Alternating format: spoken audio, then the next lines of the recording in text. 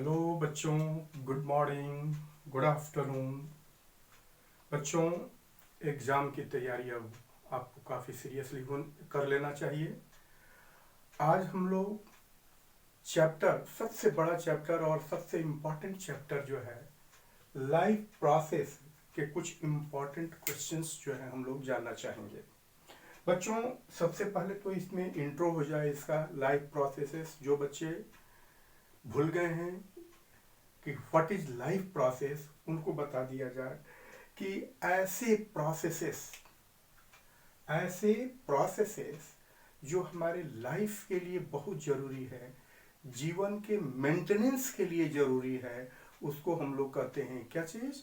Life processes.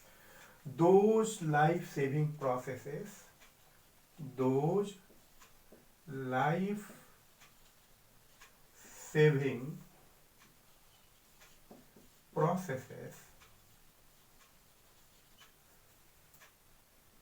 which are needed for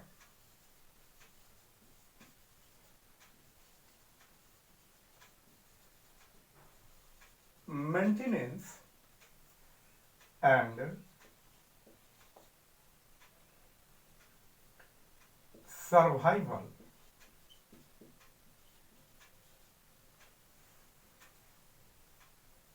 are called life processes.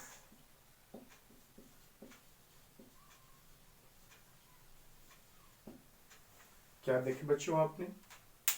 ऐसे processes जो life को save करने के लिए जरूरी है और जीवन को चलाने के लिए भी बहुत जरूरी है, ऐसे प्रोसेसेस को हम लोग लाइफ प्रोसेसेस कहते हैं। और ये लाइफ प्रोसेसेस क्या क्या हो सकते हैं बच्चों? तो सबसे पहले हम लोग बात करते हैं क्या चीज? न्यूट्रिशन।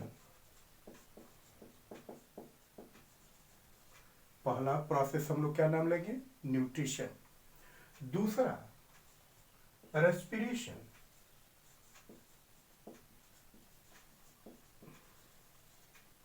तीसरा ट्रांसपोर्टेशन एंड चौथा एक्सक्रीशन। बच्चों, इस चैप्टर में हम लोगों को 4 लाइफ प्रोसेसेस के बारे में जानने हैं। पहला प्रोसेस जो है न्यूट्रिशन, ये क्या होता है? हम कहते हैं क्या चीज? कि the process of taking food and its utilization is called nutrition. क्या जरूरत है इसकी? It provides different types of nourishment to the body and also helps in repairing and providing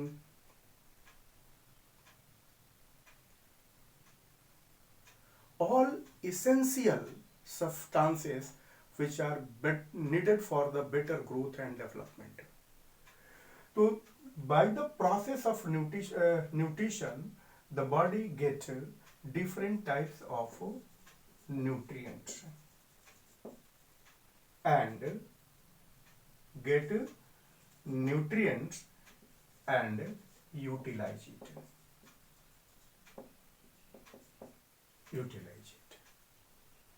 What the process? Respiration. It's a process of releasing energy. It means respiration से energy production होता है।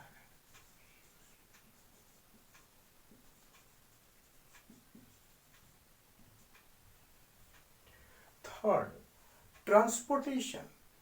Transportation, it needs in the transport of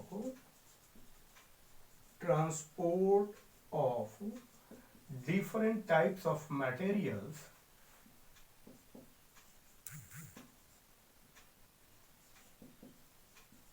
in the body.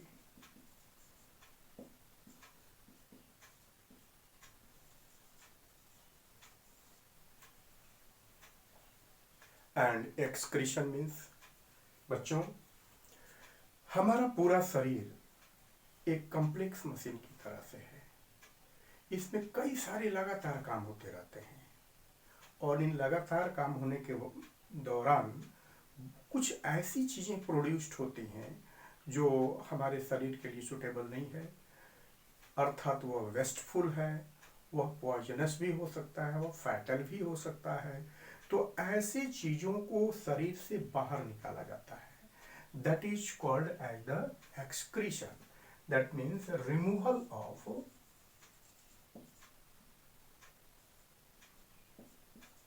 Metabolic waste material. Metabolic waste material, this one is called the excretion. अब बात करेंगे क्या चीज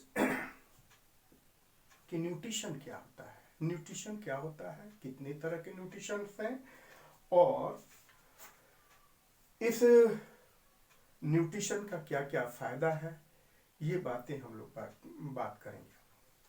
तो सबसे पहले बच्चे हम लोग बात करते हैं nutrition in plants. Nutrition in plants, nutrition in plants किस तरह का प्रोसेस है प्लांट्स में।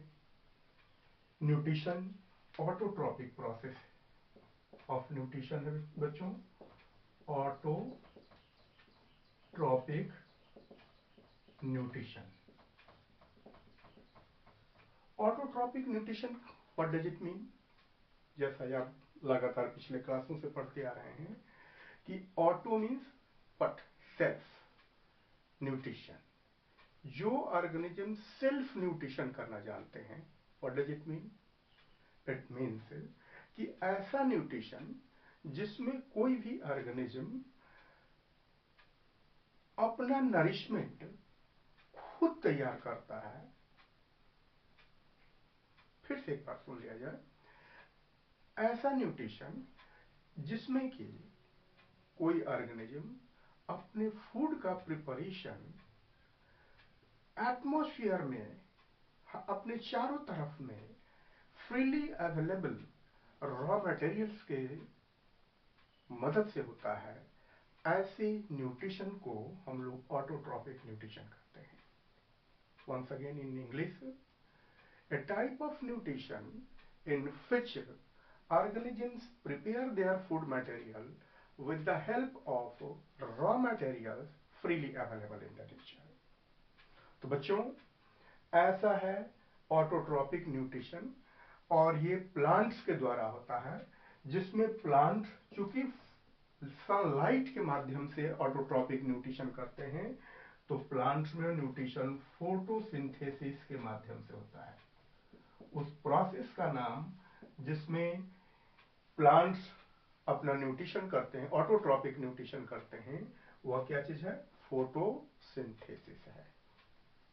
ये रिवीजन का क्लास चल रहा है बच्चों, इसलिए हम डिटेल्स नहीं जा रहे हैं। हम उतनी जरूरत की चीजें बताने की कोशिश कर रहे हैं जो आपके एग्जाम के लिए जरूरी है। बहुत ही इंपॉर्टेंट क्वेश्चन जो होता है कि व्हाट इज, पहले तो जान जाए कि फोटोसिंथेसिस क्या होता है। तो ए life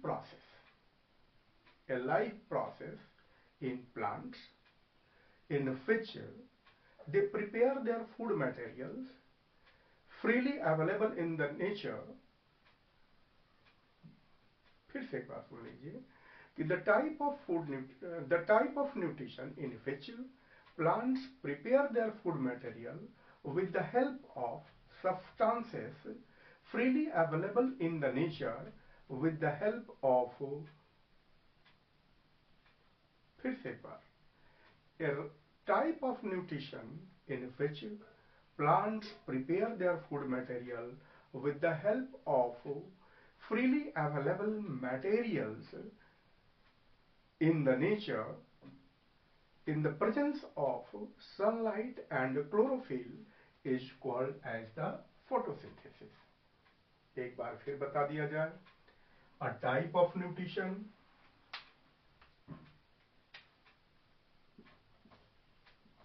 a type of nutrition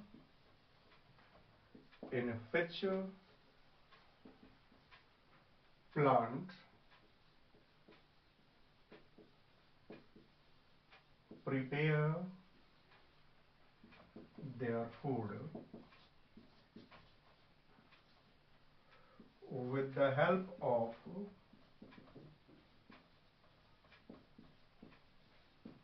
raw materials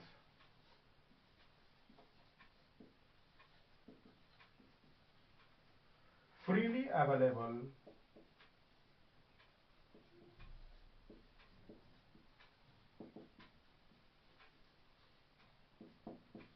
in the nature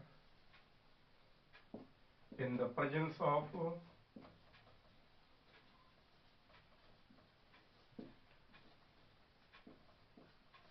sunlight and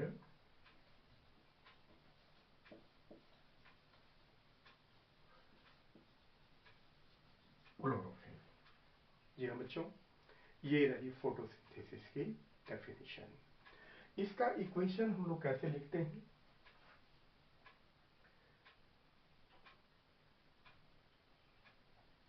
6CO2 plus 6H2O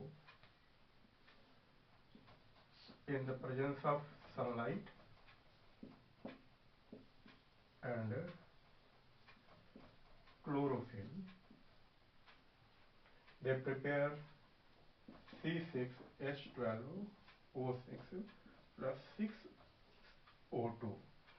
That means this one is called a starch or and water are the raw materials for the photosynthesis. What are products?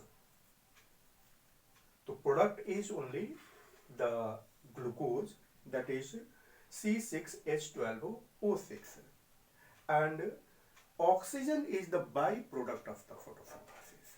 Oxygen is the byproduct of the photosynthesis.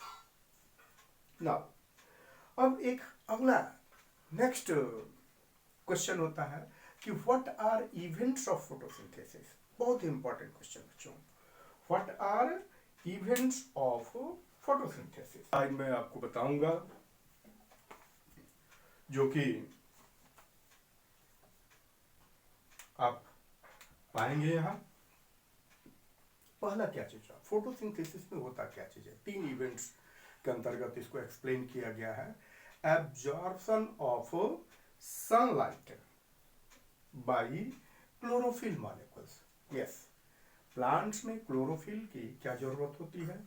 To absorb the sunlight. तो the first event is absorption of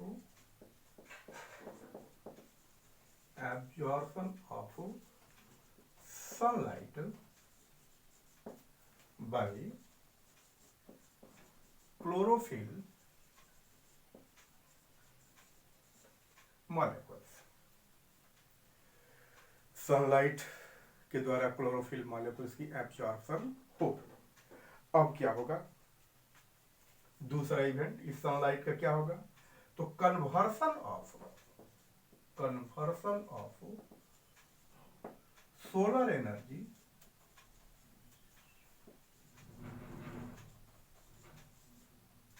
into chemical energy।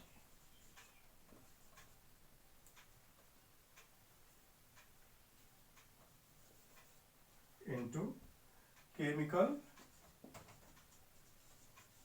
energy। yes, conversion of this solar energy into chemical energy। और उसी वक्त क्या होता है बच्चों? and splitting of water, splitting of water into hydrogen and oxygen. यही oxygen by product के रूप में मिल जाता है, और ये हाइड्रोजन जो है फोटोसिंथेसिस के अंतर्गत इस्तेमाल कर लिया जाता है। यानी कि कार्बन डाइऑक्साइड से कार्बन और ऑक्सीजन, और वाटर से हाइड्रोजन होता है। तब जा करके वो क्या बनता है, C6H12O6 बनता है, दैट इज द ग्लूकोज बनता है। और थर्ड इवेंट जो होता है, यानी कार्बन डाइऑक्साइड का भी यूज कर देंगे, तो reduction of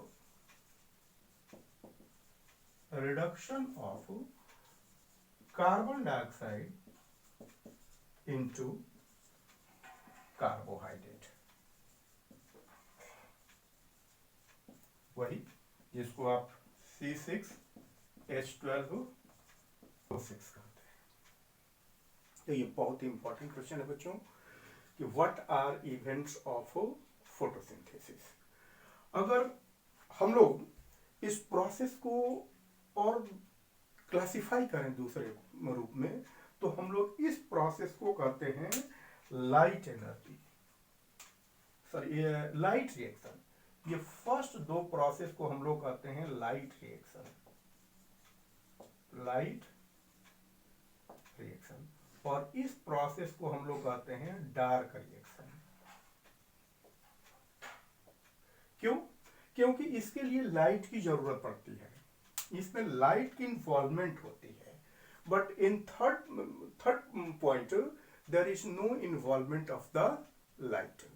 it may takes place whether light is present और एब्सेंट, दोनों ही स्थिति में ये काम चलते रहेगा, ये लाइट इसको कोई प्रभावित नहीं करेगा। तो इसी तरह से इसको हम लोग यानी फोटोसिंथेसिस को दो स्टेजेस में जो है या स्टेप्स में कॉन्साइज कर सकते हैं, वो कहते हैं लाइट रिएक्शन और दूसरे को कहते हैं डार्क रिएक्शन। जी हाँ बच्चों, अब बात आती है क्या चीज कि हम लोगों ने किया है क्या, बात की फोटोसिंथेसिस के लिए कार्बन डाइऑक्साइड की जरूरत है, ऑक्सीजन रिलीज होता है। तो ये प्लांट का कौन सा पार्ट है जहां पर ये कार्बन डाइऑक्साइड वहां से एब्जॉर्ब किया जाता है, ऑक्सीजन वहां से रिलीज किया जाता है। तो बच्चों पहले तो बात हम लोग करें कि what is the place of या what is the site of, question एक नेक्स्ट क्वेश्चन होता है कि what is the site of photosynthesis. तो क्या जवाब देंगे हम लोग, लीफ। लीफ हमेशा हरा होता है, मोस्टली कहा जाए कि ये हरा होता है, इसलिए लीफ को हम लोग food factory of the plants भी कह सकते हैं, जो कि ग्रीन होता है।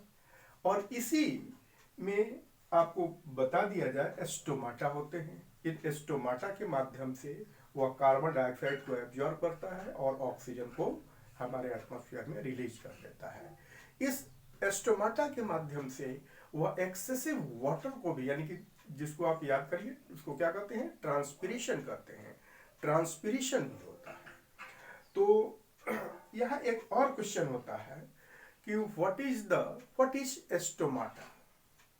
अब क्वेश्चन अगला होगा क्या चीज, what is stomata. Stomata and its function. बच्चों स्टोमाटा बीन शेप्ड स्ट्रक्चर वाले गार्ड सेल से बनता है। ये क्या चीज है, गार्ड सेल्स। इनके चारों तरफ में कुछ एसेसरी सेल्स होते हैं, इसको हम लोग कहते हैं गार्ड सेल्स।